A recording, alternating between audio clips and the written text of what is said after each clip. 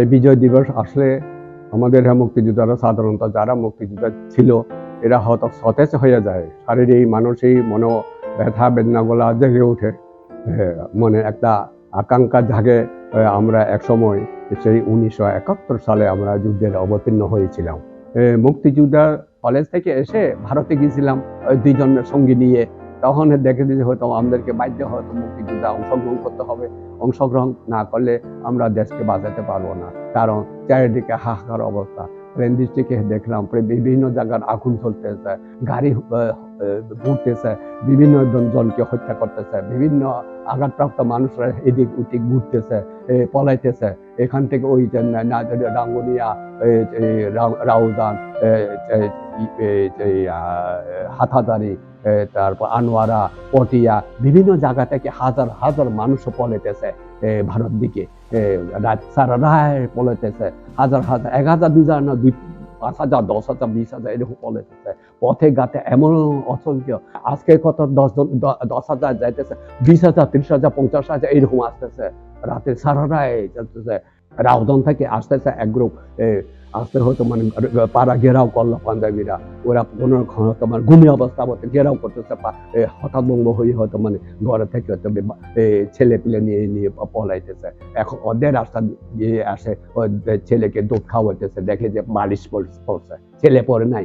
টানা তৃতীয়বার অর্জন করেছে দেশের সেরা সুপার ব্র্যান্ড স্বীকৃতি বসুন্ধরা টিস্যু।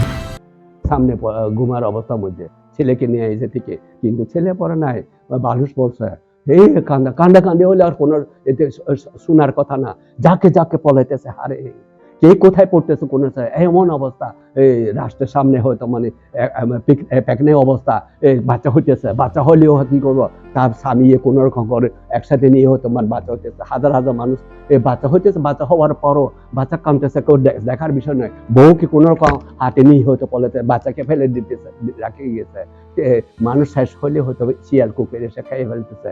এইরকম অবস্থা, করুণ কাহিনী। জীবন হয়তো দেখিনি এরকম। যারা দেখে, যারা বলতে পারবে, যারা হয়তো সচক্ষে দেখে, এরা হয়তো মনে প্রাণে আরো অসহ্য, রাতে ঘুম হয় না। এই অবস্থার মধ্যে চলে যেতেছে। বুড়ি বুড়ি হলো, বুড়া সাইডে পরে হয়তো আশার খাই হয়তো পরে আসলে হয়তো এদিকে দেখার বিষয় নয়, নিজে পলেতে মানুষগুলা চেক করতে গেলাম। চেক করার পর ফিরলাম, ফিরে হয়তো পাড়ার মধ্যে লোক ছেলেগুলা খবর নিলাম। কেউ তখন তো লেখাপড়া নাই, ক্লাস 8, 9 এইটুকু, বেশি হলে 10 পর্যন্ত উঠে, পরীক্ষাও দেয় না। এদিকে জোগাড় করে 49 জন পাইলাম। মুক্তিযুদ্ধ করার জন্য ওই মা ছেলে 49 জন পাইলাম ফার্স্টে।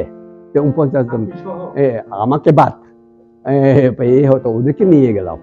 ওদেরকে নিয়ে হয়তো ওরা ওখানে চেকটা করে ও থানার মধ্যে পৌঁছে দিলাম। থানার মধ্যে রেকর্ড টেকর্ড করে ওই মুক্তিযোদ্ধার মধ্যে পাঠিয়ে দিলাম। শেষ প্রথম ধাপ। আমি বললাম যে তুমি যাইবে মুক্তিযোদ্ধা? ও যে আমাকে বলছে, বাবু আমি তো যেতে পারবো না। পারবো থেকে আমার মনে হয় যেতে ইচ্ছা করে, কিন্তু আমি তো অশিক্ষিত, মূর্খ।